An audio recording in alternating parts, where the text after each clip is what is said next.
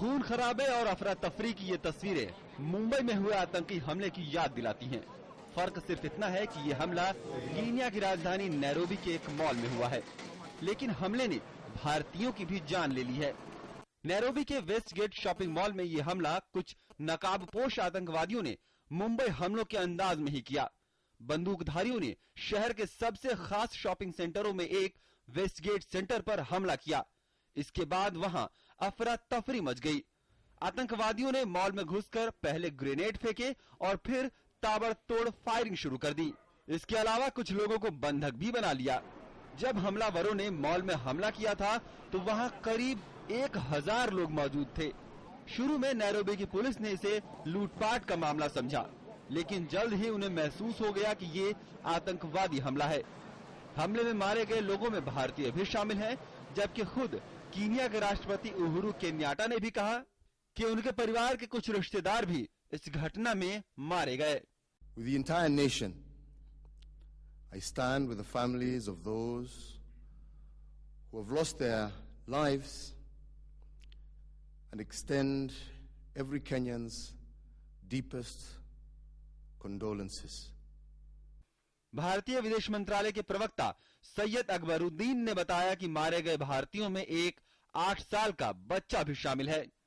भारतीय विदेश मंत्रालय मारे गए लोगों और घायल भारतीयों के परिवारों के साथ संपर्क में है और उनकी पूरी मदद करने की हर मुमकिन कोशिश कर रहा है। Our mission has been contacting all the hospitals and the local Indian community there, because there are approximately 70,000 people of Indian origin and Indian community resident in Kenya. They have been in touch with the group leaders there. It is with some sadness that we have to acknowledge that 2 Indian nationals, including a young man and a boy, unfortunately succumbed to the attacks.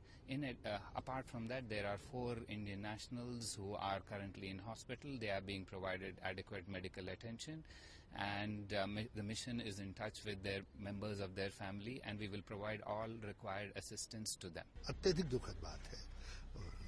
केवल भारतीयों का मरना नहीं, बल्कि किसी भी innocent व्यक्ति का मरना, और जिस तरीके से ये आतंकवाद अपने पांव फैला रहा है, इसके खिलाफ इंटरनेशनल मुहिम को और स्ट्रेंथन करने की जरूरत है। हमले की चौतरफा निंदा हो रही है। संयुक्त राष्ट्र ने भी घटना की आलोचना की है, जबकि ब्रिटेन के विदेश मंत्री ने हमलों की कड़ी निंदा करते हुए कीनिया को हर संभव सहायता का आश्वासन दिया है।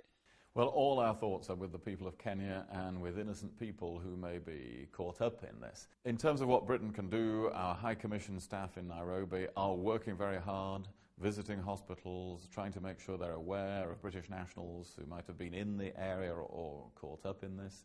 हमले की जिम्मेदारी सोमालिया के कट्टरपंथी संगठन अल शबाब ने ली। माना जाता है कि अल शबाब के अल कायदा से संबंध है और यह हमला सोमालिया में कीनिया की मौजूदगी के जवाब में किया गया है। सोमालिया के दक्षिण में करीब 4000 कीनियाई सैनिक मौजूद हैं, जो वहां 2011 से ही चरमपंथियों के खिलाफ युद्ध में शामिल हैं। Bureau report, DD news.